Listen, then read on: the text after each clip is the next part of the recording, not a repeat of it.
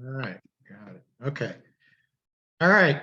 I think pretty much we all know each other, but I don't think Missy knows us. So let's do a brief introduction, everybody but Missy, and I'll introduce her in a minute. So my name is Murray Rosenthal, and I'm the chair of the Ann Arbor House of Worship and nonprofit 2030 District Green. All right, Alan, you want to go? Yeah, I'm Alan Veda from St. Aidan's Episcopal Church. We're located on Broadway in northeast part of Ann Arbor, also part of Northside Associated Ministries with the Presbyterian Church there, Northside Presbyterian.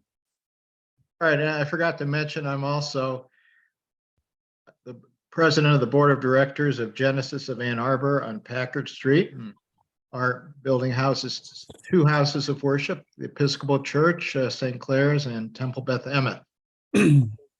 John is next.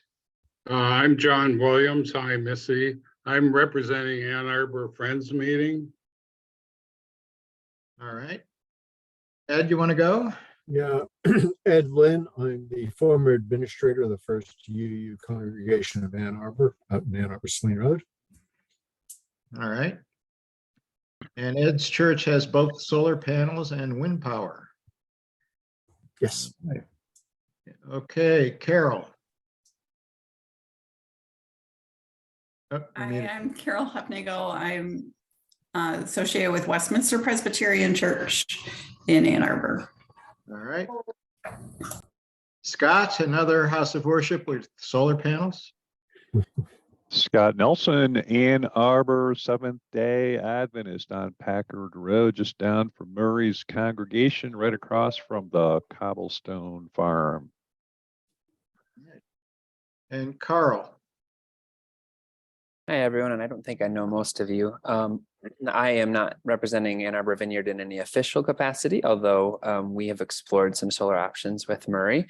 And I'm here more out of my own academic interest. I'm a student at the University of Michigan Seas, and I study community solar and excited about what you guys are all doing. So just wanted to be in the know, and good to see you again, Missy. All right. Thanks, Carl. Thanks for being here. Caleb. And Caleb was a speaker at one of our previous meetings.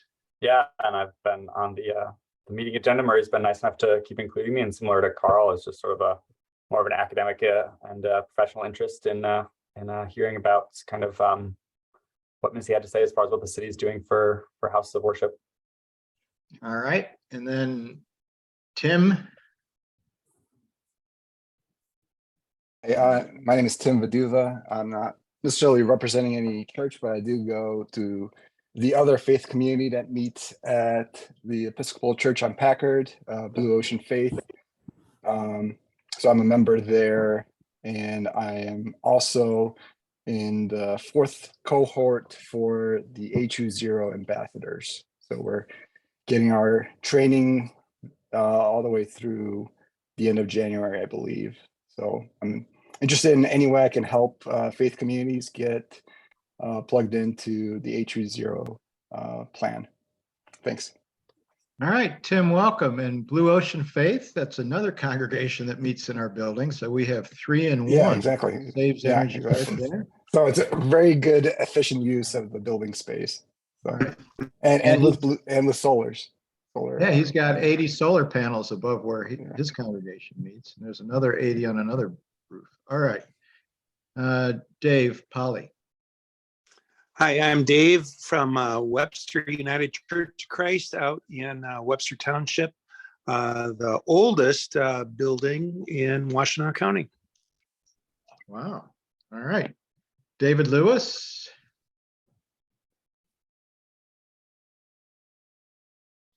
Hello, my name is David Lewis. Sorry, I'm trying to get my video started here. My video is not working. I am involved with, there it goes, Genesis of Ann Arbor, member of Temple Beth Emeth, and I am actually the president of the LLC that purchased the solar panels for our building. All right, great. And did Jan, I didn't get you. I know that.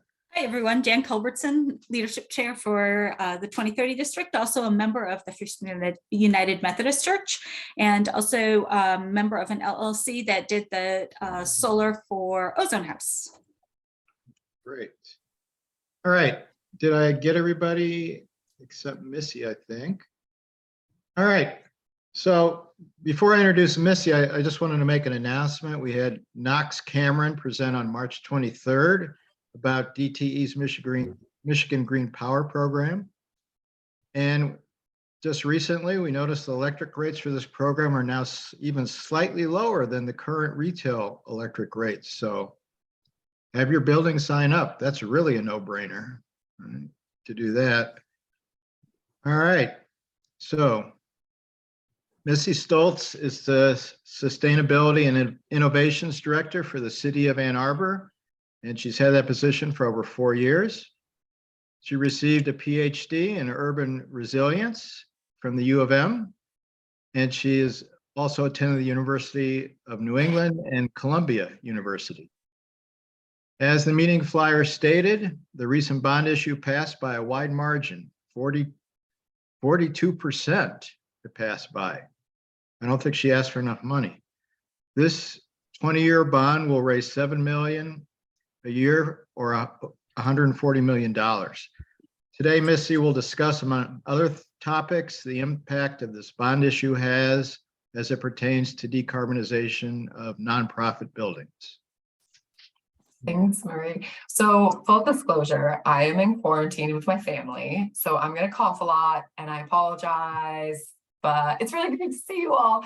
And I know many of you, if I haven't met you before, I normally am actually higher energy than I'm going to be in this conversation, but you know, like little regulation. Here we go. So I really appreciate the opportunity to chat with you all today. I'm going to be honest, I can walk through slides because I have them, but I thought it might be more meaningful to have a conversation.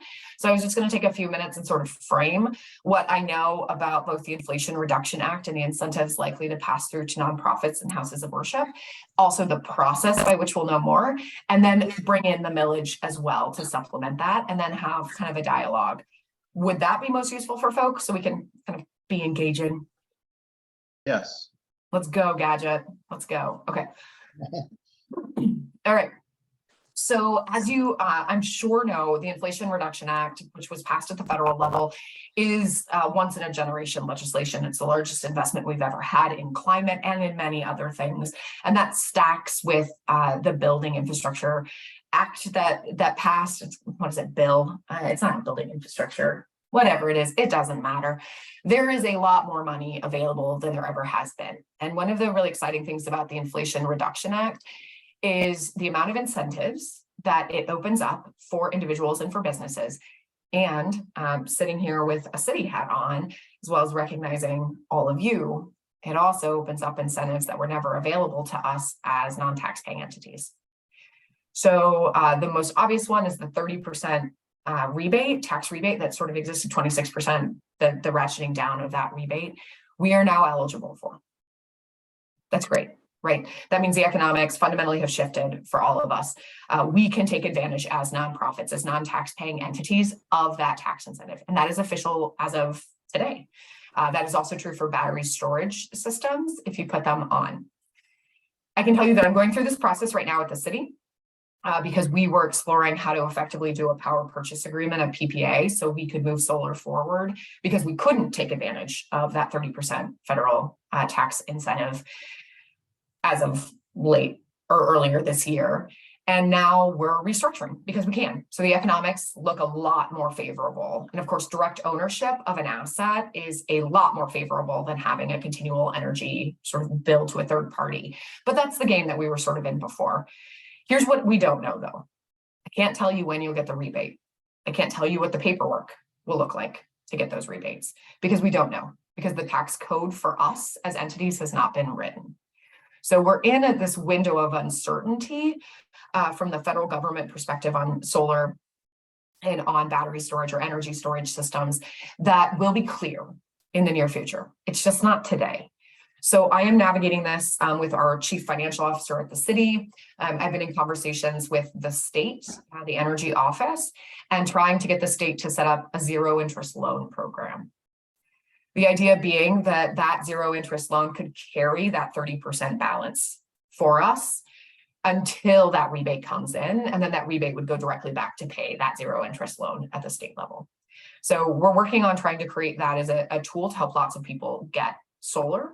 And I'll just say one of the things that really excites me about this is it means we can have bigger solar systems. You know, initially when I was speaking from the city again, when I was thinking about installing solar, I had these two choices, right? What can my budget carry? So I'm going to make up numbers. Let's say I designed solar and it came in at $10 million, but I only had a budget of $5 million. So I scale back and I just install $5 million worth and I leave $5 million potential on the table.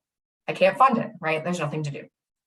Or I go through these financial terms like a PPA and try to figure out how to get all 10 million installed, but I have to amortize it over a longer period. The economics are a little bit different. Great. Well, what happens if I get that 30% rebate is I can go further in that 5 million direct ownership, right? Because now that rebate opens up more opportunity. That's super exciting to me. And so we're exploring that with lots of different entities, including the University of Michigan and others, to figure out how not just the city, but all of us as non-taxpaying entities and even taxpaying entities can go further faster with renewables. So I'm going to stop there on the renewable side of the Inflation Reduction Act. I imagine Jan and Murray have cut you up to date on all of these delightful things, but does anyone have any questions on those portions of the Inflation Reduction Act? Yeah. Just one, does it include heat pumps also? So the next part is the incentives that come into play effective Jan 1 of 2023. And that is in addition. So the solar and the battery storage are today. If you install, you can go and you are eligible for those rebates. Once again, I just can't tell you how and when they'll come, but as soon as we know, we will be sharing with the universe so we get more people to take advantage. For the Inflation Reduction Act, there are also now incentives for beneficial electrification, energy waste reduction, really, really exciting investments to help people, institutions make these types of improvements. Great news. Even more murky though. Wah, wah. Those dollars are going to flow from the states. So the federal government is going to pass them to the state, and then the state is going to be how we get access to those. So I talked to the state once again last week to try to figure out, I've got a lot of people who really want your tax incentives or your rebates. Like, how is this going to work? The answer is we don't know yet. So I'm sorry, Ed. I can't tell you how we're going to get those, but there will be. Yes. Can I ask you to back up just so there's the 30%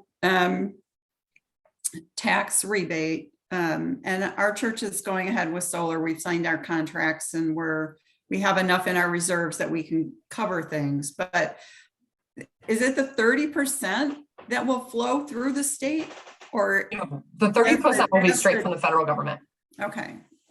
Yeah. And I know that we don't know what the rules are like, but do they have any sort of a timeline as to when they're expecting that that information will be available?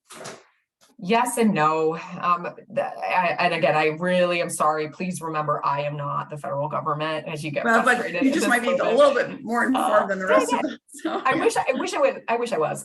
So what happened is in the actual legislation itself, there are timelines. Okay. But those were written by Congress folk who don't have to implement the timelines. And I don't know if anyone's followed, but the IRS is disgustingly short-staffed. And so the fact that we just added more work onto people, I mean, like my tax return took 8 months to get processed. Like I actually thought I was going to be fined because I didn't submit it properly because it wasn't even showing up in the system. And so it took 8 months for them to even register that they'd received it. You know, like they're understaffed. So adding more work on top of that does not spell a recipe for quick success. So we're all sort of trying to figure out how we scale up and support them and like creating these guidelines and the guidance. Best guess for me, and it is just that, we're talking late spring, summer. Okay. Before like the guidelines are done. As long That's as my it best comes guess. through. Yeah. And so going back to what you said that initially confused me, there's some credits that you said would roll through the state Yes, Adds to the state. Is that the heat pump thing or is that? yes. So solar and think, one way to think about it is if there are currently incentives from the federal government, they will stay with the federal government. So right now there are incentives for solar and for battery storage systems, but only tax-paying entities were eligible for those. Those are going to stay there. These new incentives for energy efficiency, for beneficial electrification, those are going to flow through the state. Caleb, I saw you come off mute. Do you want to add some clarification? Yeah, I didn't want to step on your explanation. Ed, ground source heat pumps are also included with the 30% solar credit. Great point. So we're thinking now the distinction would be ground source heat pumps, federal. Although, like, this will be interesting to see what the state does. Like right now, they're federal. Air source heat pumps, cold climate air source heat pumps, state. Yeah, John. You're muted. Yep. Do we know what the amount is going to be for like air source heat pumps? Is it going to be 30% or is it going to be a fixed dollar amount? Let me pull it up. What I have, and Jan, you probably know this better than I do. I have the calculator for residential. I don't have the calculator for anything else. Do you, Jan? Yeah, I don't, and how they're going to be doing the commercial, because there's another piece, there's the 179D tax deductions as well. And we're trying to figure out if that program is also going to go into a direct pay program. So yeah, it's, but there will be a basic incentive for both commercial and residential for heat pumps and certain efficiency kinds of things. And the 2030 district, right now, we're planning in February to have a tax expert kind of do a lunch and learn. Hopefully there'll be some more definitions then. If not, we may have to postpone it, but yeah. Okay. Well, what I'm showing on the screen is a calculator for residential from Rewiring America. And I put this in the chat. Everyone across the country can go in and they can enter their zip code, their income, their tax status, and how many people are in the household. And then when you hit calculate, it actually shows you the incentives that you're eligible for. So the amount, when they expect that you'll be able to actually receive that amount, and it walks through. So you'll see these incentives, I'm just confirming this is true. Yes, the incentives up top, these are all state incentives to the best of our knowledge. And then, well, let's just start here. So these are upfront discounts. There's a distinction, right? So this is off the cost of purchasing.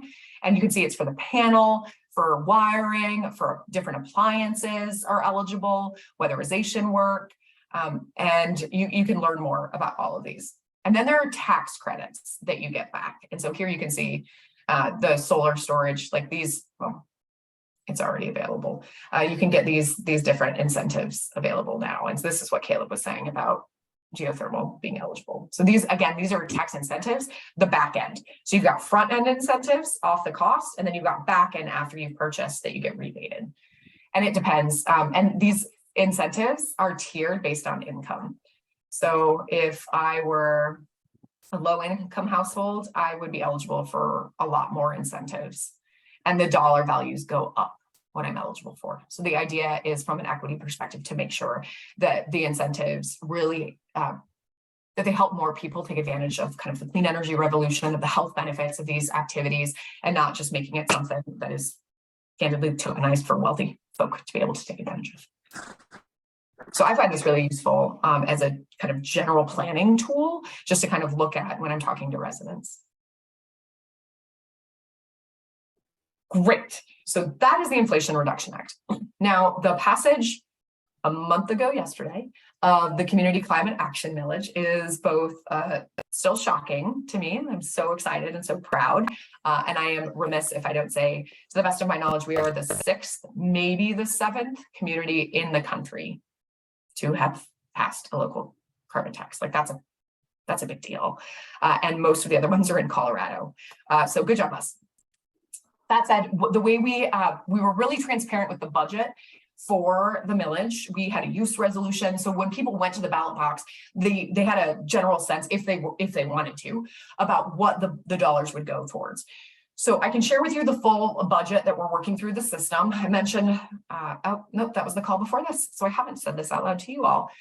The way this will work, because this is new revenue, is one, it doesn't start collecting until July 1st. So we're in planning phase, like putting all the systems, the really bureaucratic accounting mechanisms, all that stuff like we're working on now. But this budget has to go to city council. So I have, and what I'll share with you in just a second is the preliminary budget, what staff's recommendation is. It is always possible that city council does not agree. So they will adopt a budget in April. And at that point, I will have a lot more certainty about where things will go. One more thing to say about budgeting at the city and in most cities is we don't have what's called a line item budget, which means if I put $200,000 in a bucket for professional services, and I have $500,000 in contracted services, which may feel really different, it doesn't matter. I have $700,000 I can spend on services, right? So I can move that around, which means we don't really get tripped up on specific line item topics. It's the bigger kind of concept of what we want to do that council really pays attention to. And the reason I wanted to share that is we designed the millage to provide direct rebates. So we took the Inflation Reduction Act. Now, to be clear, when we were planning for the millage, the Inflation Reduction Act wasn't even a twinkle in our eye. You may know that there were a lot of fits and starts around this at the federal level, and we thought it was dead. There was no movement, there was nothing happening. So we took the ethos of the Inflation Reduction Act and said, okay, what kind of incentives could we offer to residents, to businesses, to houses of worship, to our nonprofits, to help them make the kinds of improvements that we need to make to become carbon neutral in a just and equitable way. And we identified very similar buckets. We identified new incentives at the local level for solar, for energy efficiency work like weatherization, air sealing, for beneficial electrification, think heat pumps, induction tops. And we also identified that we wanted those incentives to be available to everyone, but we did want greater incentives available to low income folk so that they're not priced out of these kinds of improvements and activities. The other thing we wanted to do was make sure they could stack so that it wasn't, you could just get the solar rebate, or you could just get a heat pump rebate, or you could just get an air sealing rebate. How could you get all of these rebates together? So now that the Inflation Reduction Act has passed, what staff is doing is we're looking to understand how can we take those incentives and make them even richer using local dollars.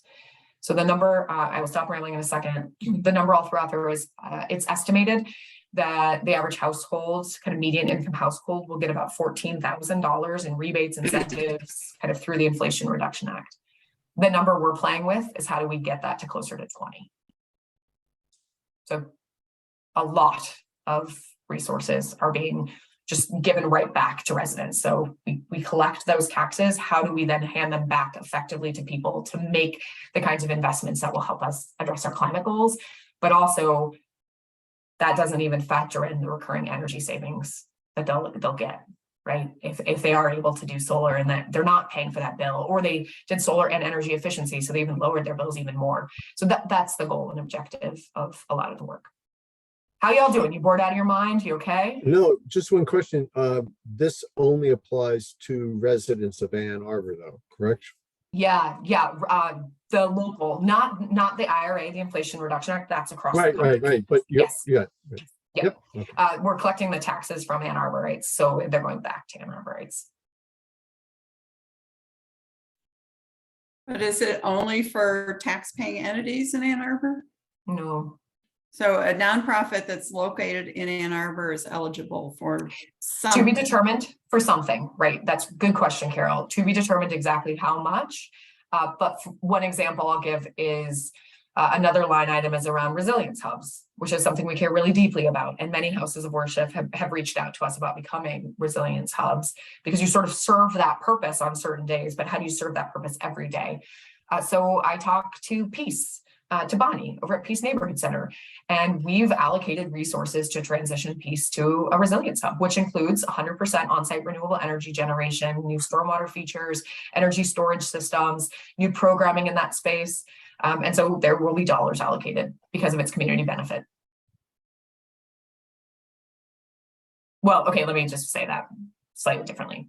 I am proposing dollars be allocated. Yeah.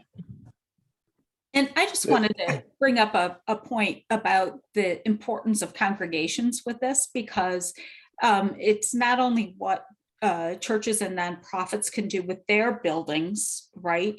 It is getting the word out to congregations about the advantages and the funding available for every single parishioner, whether they live in Ann Arbor and have access to the state funds that are coming and the tax incentives or the tax credits, or if they live outside and plus the Ann Arbor, anything that comes from Ann Arbor, but even outside Ann Arbor, a $14,000 fund that you can access. And then also looking at some of the other ways of being able to finance the balance. And I wanted to ask you, Missy, NBI announced a collaboration with CPACE, where there would be a discounted interest rate if buildings met certain decarbonization requirements. Have you heard anything about that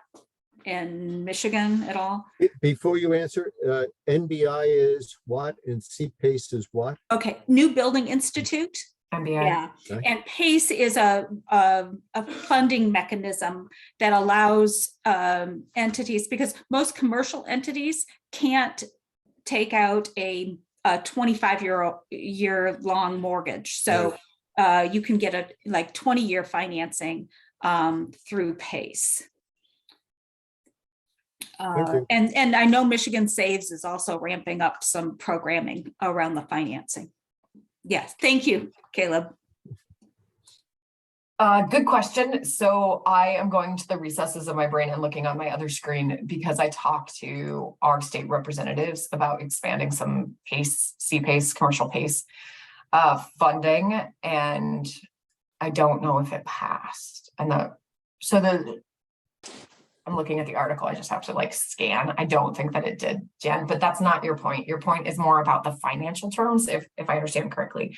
I haven't, but we work with Michigan Saves very closely, and I am happy to put that inquiry in to understand where we might be able. Let me pivot and say this in a slightly different way. Happy to take that question, but as I go slightly higher with your question, and maybe this is not your intent, I'm thinking about ways that we help people finance this work. And so is there in fact something that we can do, because the city now has a lot of capital it's going to be investing in this work, which could be a match, meaning it lowers the risk for default on different financial areas. So is there perhaps a conversation? I'm having a conversation with myself right now, for what it's worth, everyone. I'm going to do this. I can tell you, I just thought of it with Michigan Saves to say, what new financial mechanisms can you bring in? Because now we have a whole bunch of low risk individuals you should be investing in. Good idea, Jan. So Missy. So many of us have situations where we have a lot of trees and shade, and we're sort of waiting and hoping now the Democrats control the legislature that community solar could be approved.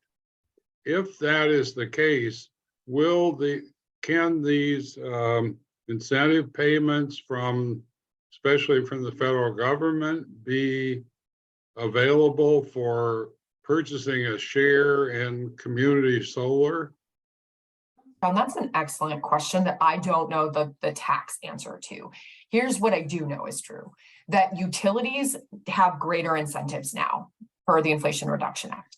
So there's even adders if you use certain labors. If you hit labor, well, you have to hit certain labor standards for them. But labor standards, American made, there's adders here. Environmental justice communities, frontline communities, this work.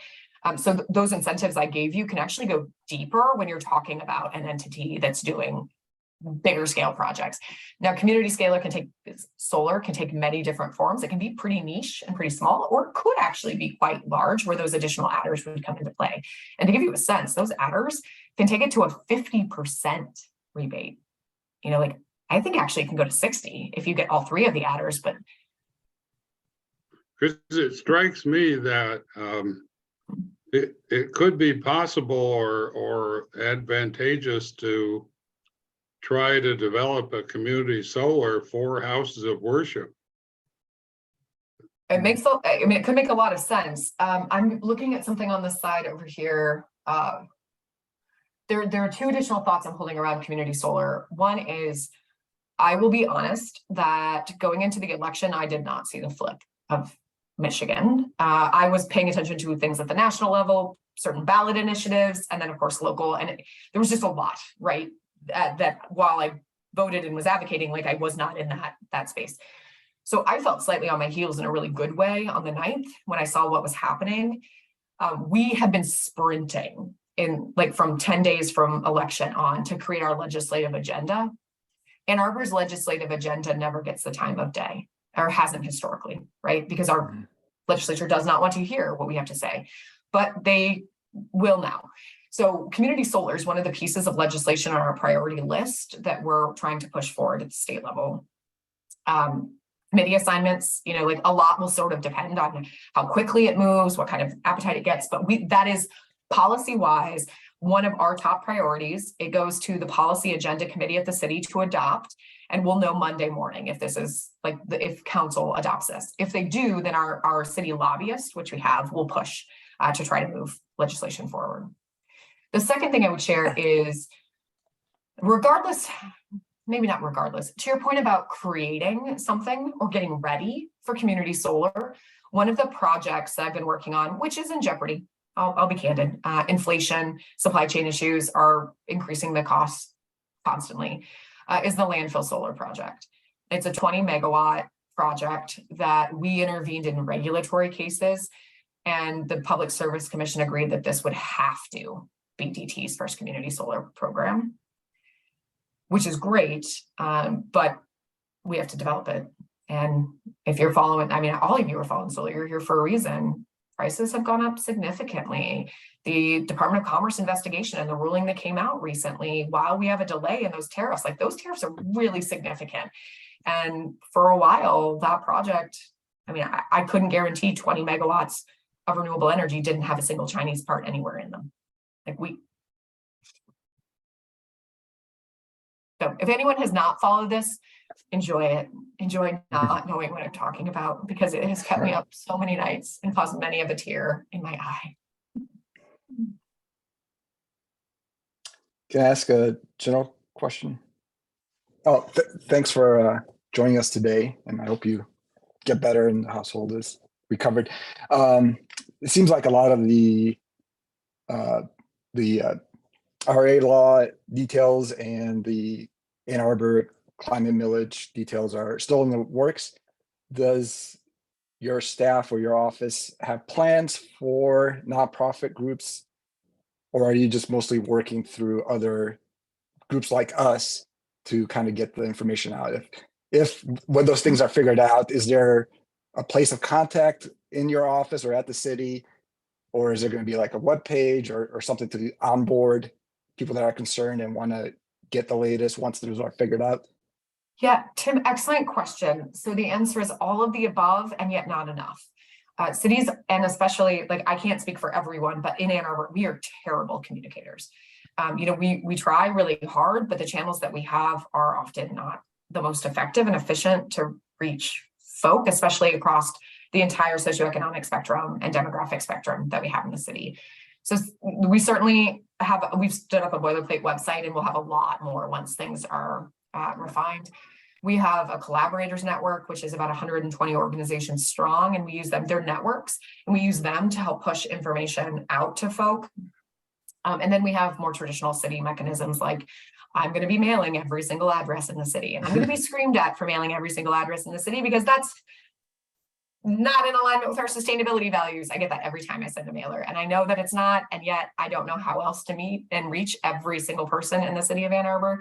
So if you have creative ideas, if you can help us amplify, we need that as this moves forward, both for institutions and the services we have, whether that's businesses or nonprofits, as well as for the individuals. So I have a note here that I don't want to get off this call without picking up on what Jan said, which is, how do we work together, and how do we work for all of your congregants and attendees to help make sure that they're aware of these opportunities and that we're bringing them into the fold?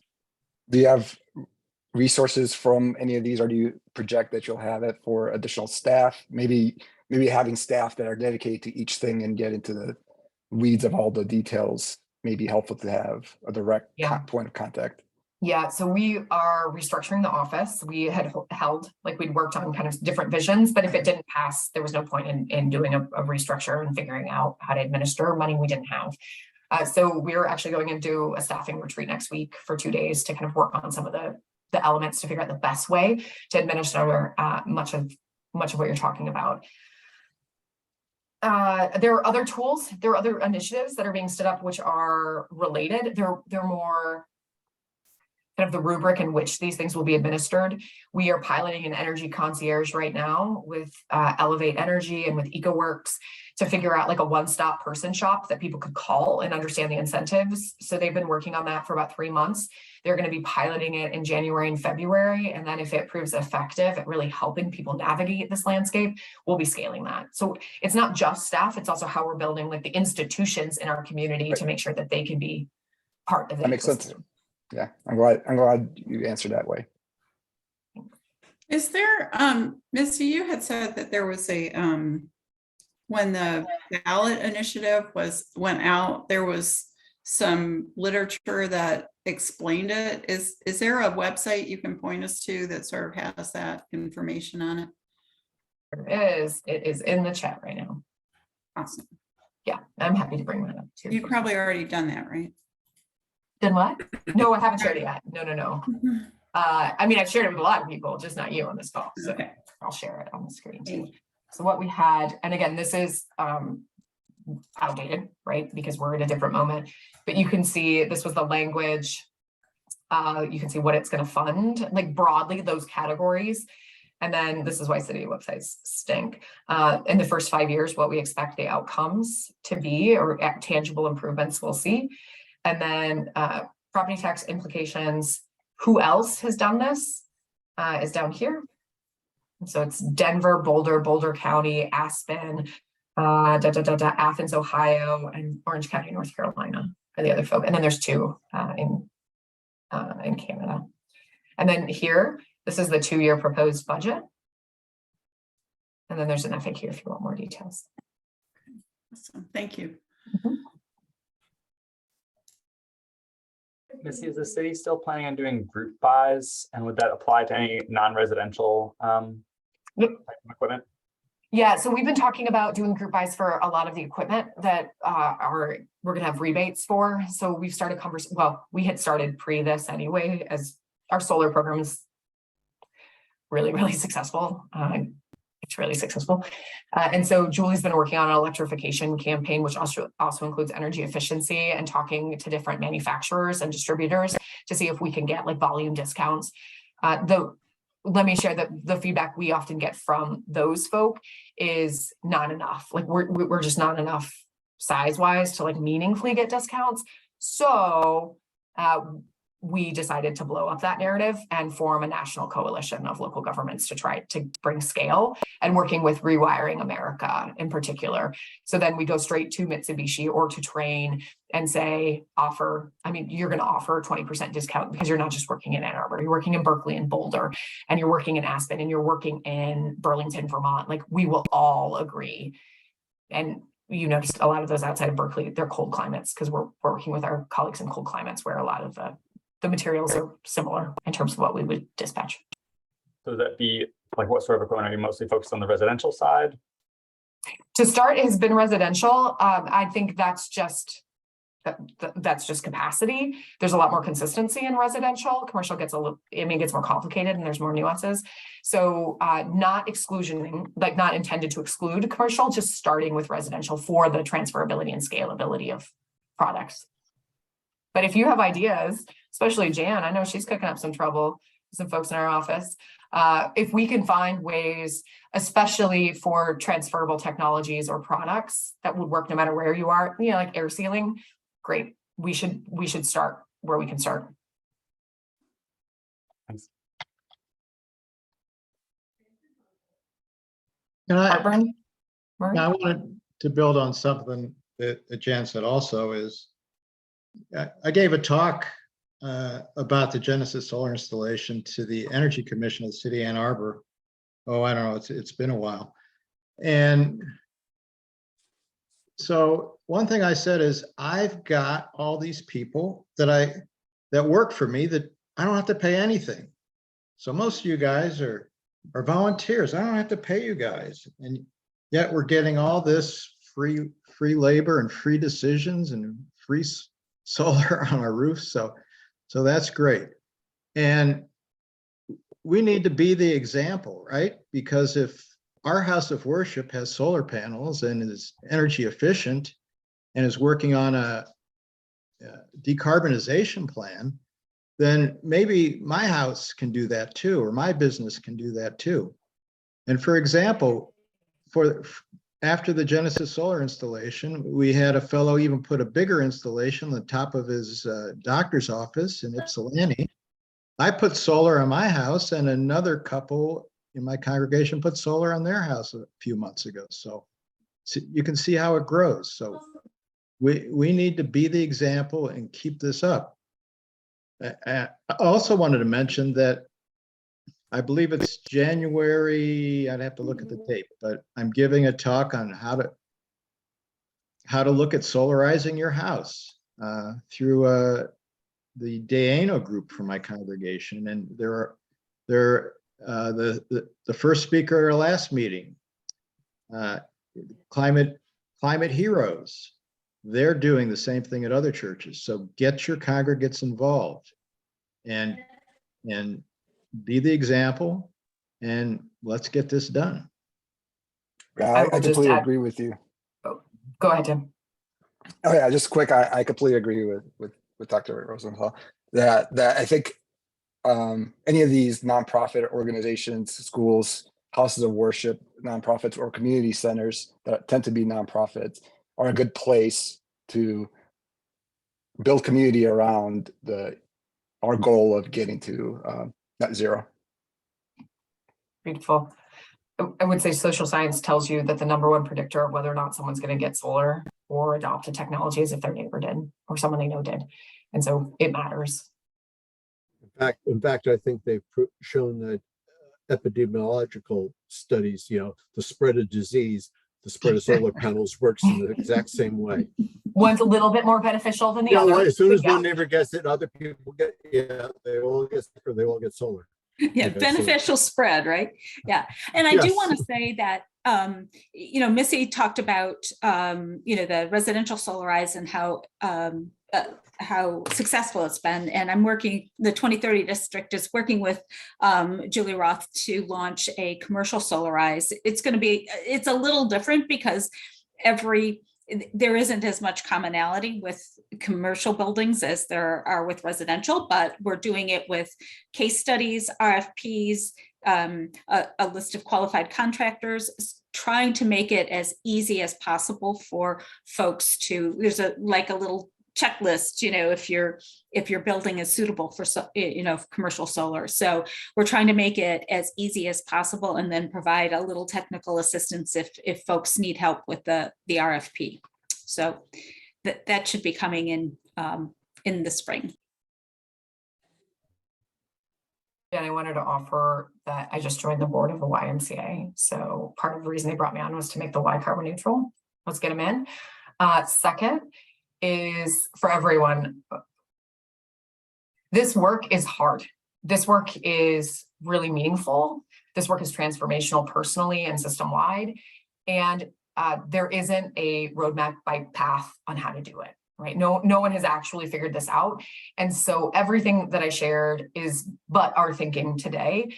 And if we're going to be successful in hitting our goal of a just transition to carbon neutrality, we're going to need all of you to be part of that movement. And we're going to need you to give us the gift of your feedback.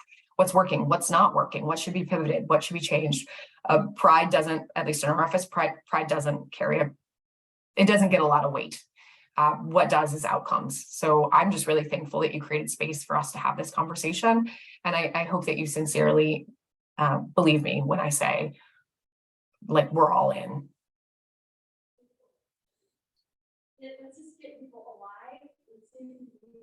All right, and not sure who's talking there, but the couple weeks ago, I was corresponding with Missy, and that's how I got her to give this talk.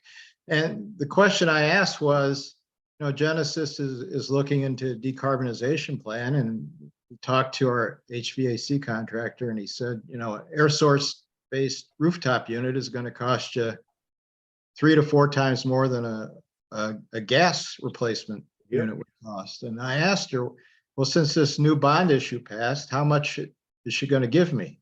And so we'll ask her again. She said a little bit, but that was kind of non-committal. I have to be non-committal until council approves the budget. I can't tell you the answer yet.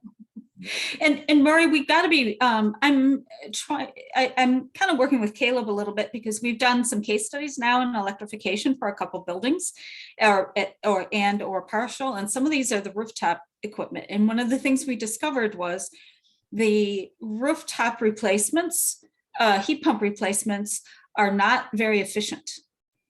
And there are some issues with them and the backup that's needed at this point. So part of it is to cycle back with the manufacturers and try and figure this out. And I don't, commercial is difficult. And so I think we'll, keep sharing and working with some of those manufacturers. So we have gas-fired boilers in our church. We have 5 of them, and they serve different parts of the building. And so looking at what can you do for electrification of the boilers? Are they steam or hot water? They're hot water. That's a good answer. Steam boilers, it's basically abandonment at this point. Hot water boilers, and Missy, this is where we can try and work with the manufacturers too, because right now hot water boilers aren't available in the Midwest. Or I should say, there might be some, but the major manufacturers just launched them on the coasts. So we need to work a little more closely to get that production ramped up. I mean, and right now, just to let people know the issues with some of the production, like Water Furnace, who has they're a major geo exchange heat pump supplier. It's 10 weeks. There's no stock. So we have there's a lot of work to be done on that end. Jan, I would like to talk to you later because you said the rooftop heat pumps are not very efficient. I wanted to have a conversation offside because that's something we were looking at to replace all our furnaces. Yeah, Caleb, do you want to weigh in on that a little bit? Yeah, I would say efficient.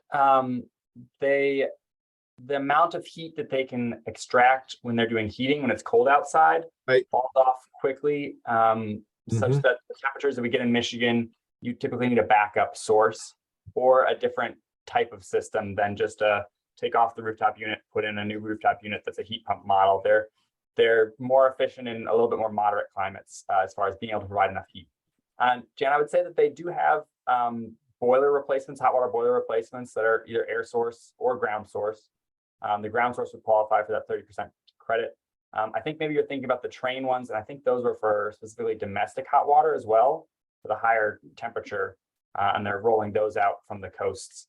But there definitely are products that you can get that can replace a hot water boiler or a rooftop system. It's just get a look at the building. It's a little bit more complicated and might involve more weatherization and figuring out what to do for those colder days. Yeah, and the other thing, we are going to have another lunch and learn, revisiting some of the geo exchange pieces, because there are some new, even with the boring technology, some more efficient wells that you can drill. So, just trying to eke out, the systems options for folks, because if you do not have a very efficient building and it's harder, the investment in your envelope is really important, but sometimes it's very difficult to do that.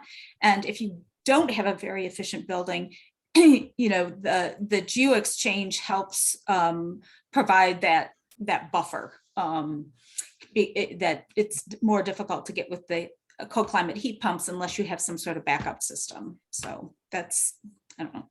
Yeah, we're getting there. All right, well, any more questions for Missy?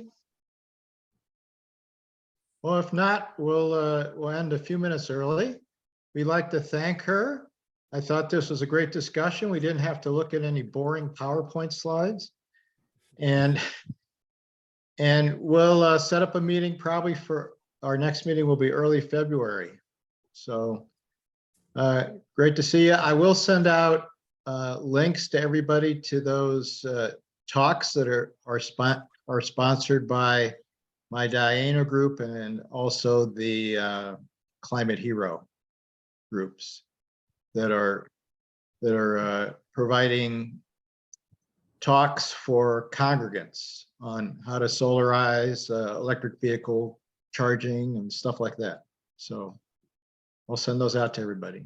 Okay, have a great holiday, everybody. Thank you. Bye. Thank you. Thank you.